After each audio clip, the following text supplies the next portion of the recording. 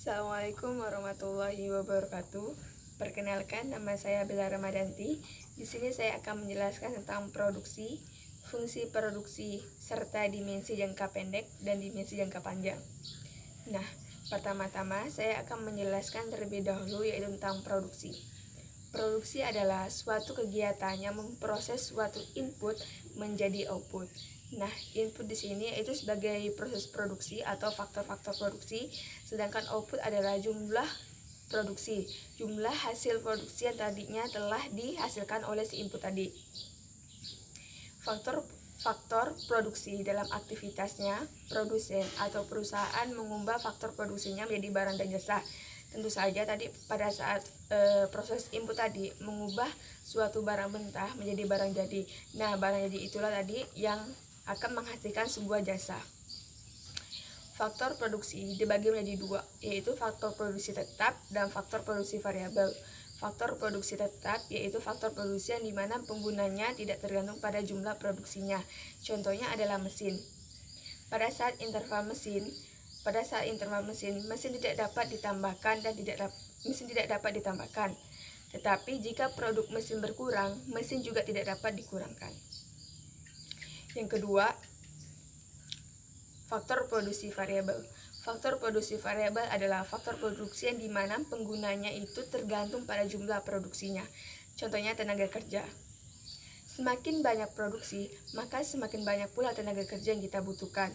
Bella mengambil contoh yaitu perusahaan baju gamis. Jika perusahaan baju gamis ini ingin menambah produksi baju gamis yang lebih meningkat, yang lebih banyak, maka perusahaan itu akan membutuhkan tenaga kerja yang lebih banyak. Begitupun sebaliknya, jika perusahaan itu ingin mengurangkan produk baju gamisnya itu, maka perusahaan itu juga akan menggunakan tenaga kerjanya. Yang kedua, faktor fungsi produksi. Fungsi produksi yaitu fungsi matematika yang menghubungkan antara kuantitas menghubungkan antara kuantitas output dengan input dalam faktor produksi. Biasanya ekonomi ini menghubungkan modal dan tenaga kerja adalah salah satu input produksinya. Fungsi ini berguna untuk menentukan seberapa banyak sih output yang harus dihasilkan oleh perusahaan tersebut. Nah, dalam mempelajari faktor produksi ada masalah yang harus kita perhatikan, yaitu jumlah input yang selalu ditentukan oleh faktor produksinya.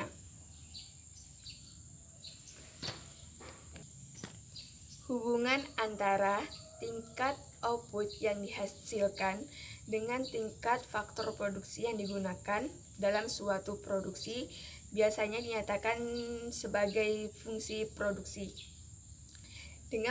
Dalam persamaannya dapat dinyatakan dengan Q sama dengan F buka kurung X1, X2, X3, titik Xn tutup kurung. Nah, X ini sebagai tingkat produksi, sedangkan X1, X2, X3 dan seterusnya ini sebagai faktor produksi. Biasanya dirumuskan sebagai Q sama dengan F buka kurung K, L, R, T, tutup kurung. Nah, Q ini adalah jumlah output, sedangkan F adalah fungsional, K adalah modal, L adalah tenaga kerja, R adalah kekayaan, sedangkan T adalah teknologi. Nah, sedikit tambahan, fungsi produksi ini bagi perusahaan yaitu untuk pengelolaan, perencanaan, jasa penunjang, serta pengendalian. Yang ketiga, dimensi jangka pendek dan dimensi jangka panjang. Nah, dimensi jangka pendek ini yaitu dimensi yang bila faktor produksinya itu tetap dan faktor yang lainnya itu berubah. Contohnya itu modalnya tetap, tenaga kerjanya berubah. Nah, logikanya gini. Jika suatu perusahaan itu memiliki modal 1 juta dan memiliki tenaga kerja sebanyak 100 orang. Nah, perusahaan ini boleh mengurangkan tenaga kerja itu menjadi 80 dan boleh menambahkan tenaga kerja ini menjadi 120. Intinya tuh modal tuh tetap. Walaupun perusahaan itu ingin menambahkan, ingin mengurangkan tenaga kerja, tapi modalnya tetap 1 juta. Seperti itu. Nah, yang kedua itu dimensi jangka panjang. Dimensi jangka panjang ini dimensi yang dimana semua faktor produksinya ini merupakan faktor variabel. Mengapa dikatakan seperti itu? Karena faktor variabel ini faktor produksi yang kebutuhannya dapat ditambahkan sesuai dengan kebutuhan, dapat dipenuhi sesuai kebutuhan. Sebenarnya dimensi jangka pendek, dimensi jangka panjang, faktor produksi tetap, faktor produksi variabel ini saling berkaitan karena mereka ini saling menghubungkan waktu yang digunakan sebuah perusahaan untuk menambah atau mengurangkan produk tersebut. Contohnya seperti mesin tadi. Mesin dikatakan sebagai faktor tetap karena mesin pada jangka pendek tidak dapat ditambahkan dan tidak dapat dikurangkan. Sedangkan tenaga kerja tadi itu dikatakan sebagai faktor variabel karena kebutuhannya bisa ditambahkan dan bisa ditambahkan dengan cepat. Ini saling menghubungkan waktu yang digunakan sebuah perusahaan untuk menambah atau mengurangkan produk tersebut. Contohnya seperti mesin tadi. Mesin dikatakan sebagai faktor tetap karena mesin pada jangka pendek tidak dapat ditambahkan dan tidak dapat dikurangkan. Sedangkan tenaga kerja tadi itu dikatakan sebagai faktor variabel karena kebutuhannya bisa ditambahkan dan bisa ditambahkan dengan cepat. Makanya mereka berempat ini saling berkaitan atau saling berkaitan satu sama lain. Sekian dari penjelasan saya. Assalamualaikum warahmatullahi wabarakatuh. Baik, saya Yanti Petresya Huta Barat akan melanjutkan penjelasan materi selanjutnya, yaitu produksi dengan satu faktor variabel. Apa itu produksi dengan satu faktor variabel? Yaitu pengertian analisis jangka pendek, di mana ada satu faktor produksi yang tidak dapat diubah. Nah, persamaan produksi ini akan menjadi sangat sederhana karena hanya membutuhkan tenaga kerja saja untuk mendapatkan tingkat produksi suatu barang tertentu. Dalam analisis produksi dengan satu input variabel, diasumsikan bahwa semua faktor produksi selain tenaga kerja dianggap tetap. Sehingga, fungsi produksi dengan satu input variabel yaitu Q sama dengan F dalam kurung L, yang tunduk pada Law of Diminishing Return, adalah hukum yang menjelaskan tentang proporsi input yang tepat untuk mendapatkan output maksimal. Nah, dalam produksi dengan satu faktor variabel memiliki konsep-konsep produksi. Yang pertama ada total produksi yang bisa disimbolkan dengan TP. Apa itu total produksi? Yaitu jumlah produk yang dihasilkan dengan menggunakan seluruh input faktor produksi, tenaga kerja atau labor, dilambangkan dengan L. Produksi total dengan satu input faktor produksi, tenaga kerja, dapat dinyatakan dengan menggunakan persamaan rumus yaitu TP sama dengan F dalam kurung KL. Yang kedua ada yang namanya produk marginal, biasa dilambangkan dengan MP. Pengertiannya adalah tambahan jumlah produk yang diakibatkan oleh tambahan satu unit input atau tenaga kerja yang digunakan. Nah, produk marginal ini dapat dinyatakan dengan menggunakan persamaan MP sama dengan delta TP dibagi delta L. Yang ketiga ada yang namanya produk rata-rata, biasa dilambangkan dengan AP. Produk rata-rata ini adalah rata-rata yang dihasilkan oleh setiap input tenaga kerja. Produk rata-rata merupakan hasil bagi antara total produk dengan jumlah tenaga kerja. Produk rata-rata dapat dinyatakan dengan menggunakan persamaan rumus yaitu AP sama dengan TP dibagi L. Nah, kemudian selain konsep-konsep produksi, ada pula yang mempengaruhinya yaitu perkembangan teknologi. Dalam perkembangan teknologi ini, teknologi dapat membantu meningkatkan produktivitas dan ini akan berpengaruh terhadap besar kecilnya barang yang akan ditawarkan. Begitulah pemaparan yang dapat saya sampaikan, kurang lebihnya mohon maaf dan terima kasih. Assalamualaikum warahmatullahi wabarakatuh. Baiklah, di sini saya akan melanjutkan materi yang sebelumnya telah disampaikan oleh teman saya.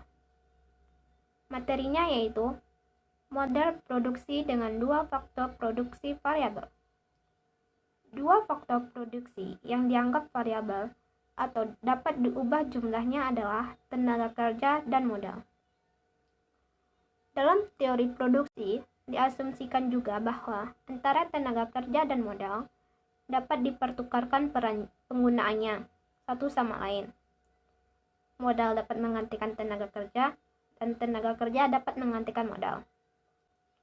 Dalam berproduksi, seorang tentu saja dihadapkan pada bagaimana menggunakan faktor produksi secara efisien untuk hasil yang maksimum. Oleh karena itu, produsen akan berusaha mencari kombinasi terbaik antara dua faktor tersebut.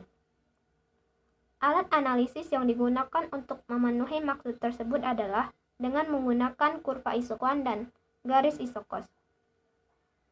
Isokuan adalah kurva yang menggambarkan berbagai kombinasi penggunaan dua macam produksi variabel secara efisien dengan tingkat teknologi yang tertentu, yang menghasilkan tingkat produksi yang sama. Sedangkan kurva anggaran produksi atau isokos adalah kurva yang menggambarkan berbagai kombinasi penggunaan dua macam faktor produksi yang memerlukan biaya yang sama. Jika faktor produksi tenaga kerja adalah upah atau W, dan harga faktor produksi barang modal adalah sewa atau R, maka kurva isokos atau I adalah I sama dengan RK ditambah WL, di mana I isokos, R sewa, K modal, W upah, dan L tenaga kerja.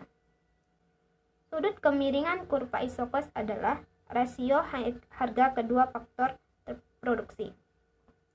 Jika terjadi perubahan harga faktor produksi, kurva isokos berotasi. Jika yang berubah adalah kemampuan anggaran, kurva isokos bergeser sejajar. Baiklah, hanya itu materi saya. Selanjutnya akan disampaikan oleh teman saya. Halo teman-teman, perkenalkan nama saya Desika Arianti. Saya akan melanjutkan penjelasan materi dari teman saya yaitu Denny. Saya akan menjelaskan materi tentang biaya produksi.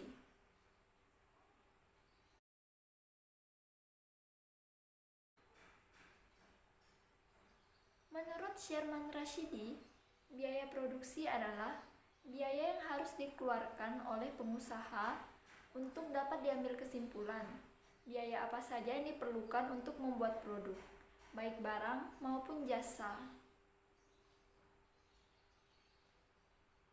Biaya produksi terbagi menjadi dua, yaitu biaya eksplisit dan juga biaya implisit.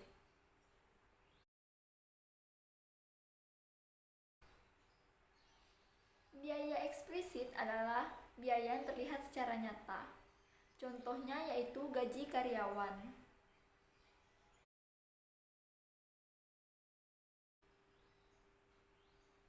Biaya implisit adalah biaya yang tidak terlihat secara nyata, namun ada.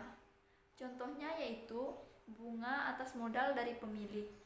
Hal itu tidak terlihat, namun hal itu ada.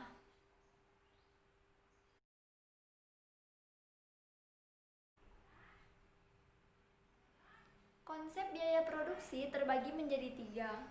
Yang pertama yaitu biaya tenaga kerja, yang kedua yaitu biaya barang dan jasa, yang ketiga yaitu biaya kewirausahaan. Biaya tenaga kerja ini berkaitan dengan biaya yang harus dikeluarkan untuk menggaji tenaga kerja atau karyawan. Yang kedua yaitu biaya barang dan jasa. Ini berkaitan dengan biaya yang harus dikeluarkan untuk memproduksi barang dan jasa. Yang ketiga yaitu biaya kewirausahaan. Ini adalah biaya yang harus dipertanggungjawabkan oleh pengusaha atau wirausaha tersebut. Sekian penjelasan materi dari saya. Materi berikutnya akan dijelaskan oleh teman saya yaitu Valen. Biaya tetap atau fixed cost adalah biaya yang timbul akibat penggunaan sumber daya tetap dalam biaya produksi. Sifat utama biaya tetap adalah jumlahnya tidak berubah walaupun jumlah produksi mengalami perubahan, naik atau turun. Biaya variabel atau variable cost adalah jumlah biaya produksi yang berubah menurut tinggi rendahnya jumlah output yang akan dihasilkan. Semakin besar output atau barang yang akan dihasilkan, maka akan semakin besar pula biaya variabel yang dikeluarkan. Biaya rata-rata dibagi menjadi 3. Yang pertama merupakan biaya tetap rata-rata atau average fixed cost atau AFC. Biaya tetap rata-rata merupakan hasil bagi antara biaya tetap dan jumlah barang yang dihasilkan. Rumusnya adalah AFC sama dengan TC per Q. TC di sini merupakan total cost dan Q adalah quantity atau jumlah. Yang kedua merupakan biaya variabel rata-rata atau average variable cost atau AVC. Biaya variabel rata-rata adalah variabel satuan unit produksi. Rumusnya adalah AVC sama dengan TVC per Q. AVC adalah average variable cost dan TVC adalah total variable cost. Dan yang terakhir adalah biaya total rata-rata atau average cost. Biaya total rata-rata adalah biaya persatuan unit output atau produksi. Rumusnya ada 2. Yang satu adalah AFC sama dengan TC per Q atau TFC plus TVC per Q. TFC adalah total fixed cost dan TVC adalah total variable cost per Q. Q adalah quantity atau biaya marginal atau marginal cost. Biaya marginal adalah perubahan biaya total akibat penambahan satu unit output atau Q. Biaya marginal timbul akibat pertambahan satu unit output sehingga dapat dirumuskan menjadi MC sama dengan delta TC per AQ. Di keterangan di sini, MC merupakan biaya marginal, delta TC merupakan perubahan pada total biaya, dan delta Q merupakan perubahan pada jumlah output. Halo, saya Nesya Septiani, NIM B102-1201044. Di sini saya akan melanjutkan materi. Materi yang pertama yaitu biaya jangka panjang.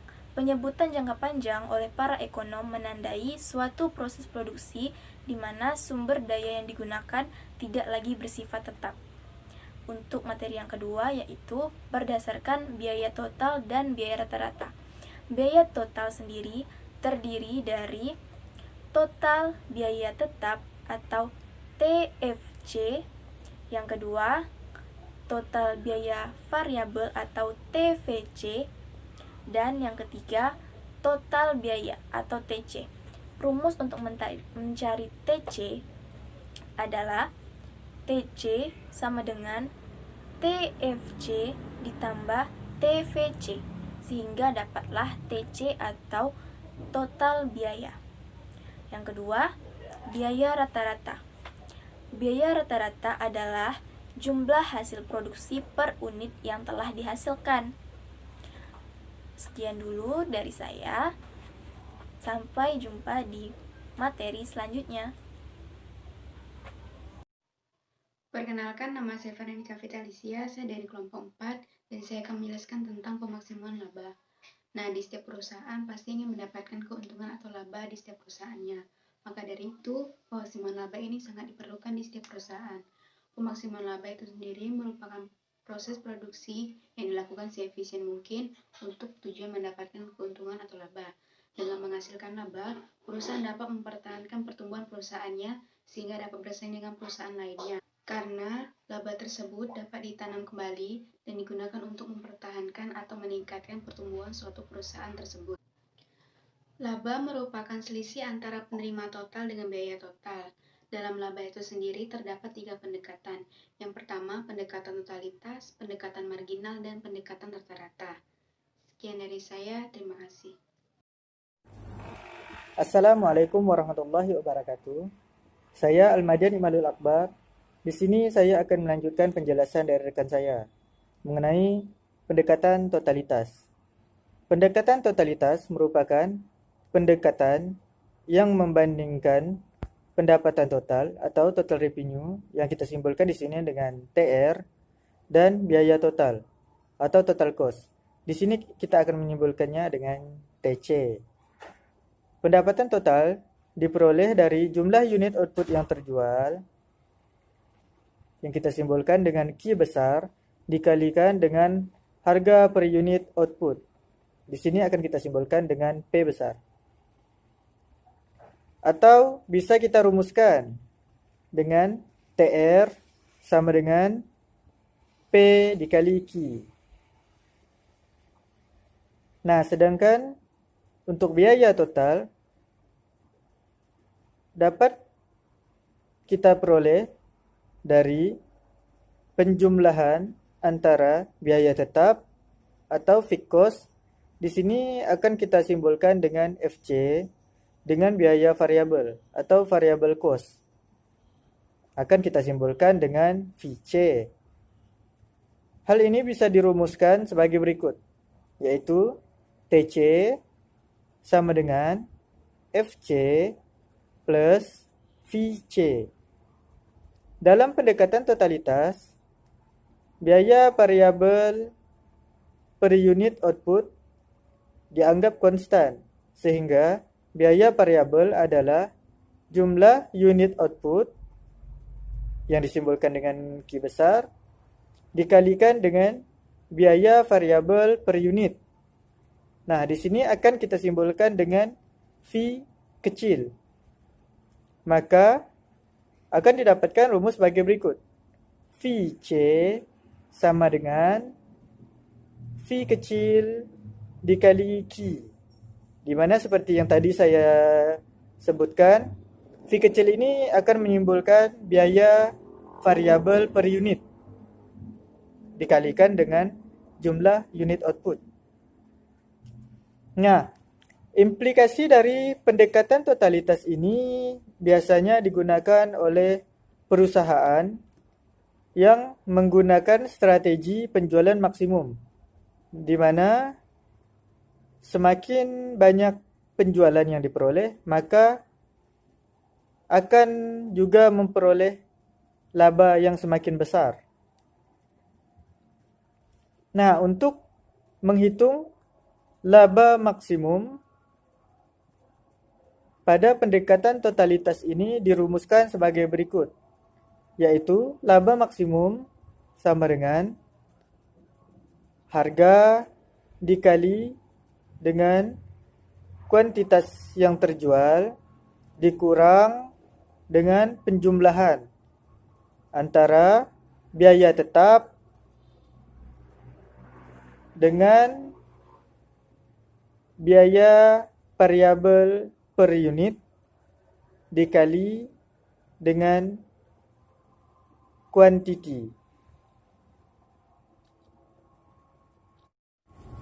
Baiklah, terima kasih. Sekian untuk penjelasan mengenai pendekatan totalitas. Selanjutnya akan dijelaskan oleh rekan saya.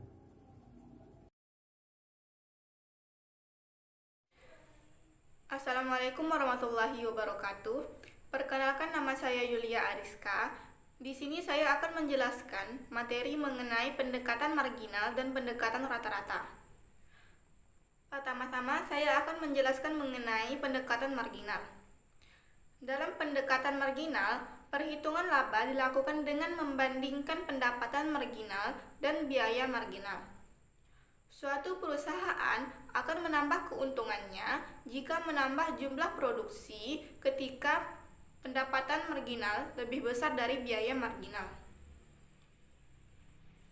Sebaliknya, jika pendapatan marginal lebih kecil dari biaya marginal, maka dengan mengurangi jumlah produksi dan penjualan akan menambah keuntungan. Oleh karena itu, laba maksimal akan tercapai pada saat pendapatan marginal dan biaya marginal seimbang. Yang kedua, pendekatan rata-rata. Dalam pendekatan rata-rata, perhitungan laba per unit dilakukan dengan membandingkan antara biaya produksi rata-rata dengan harga jual output.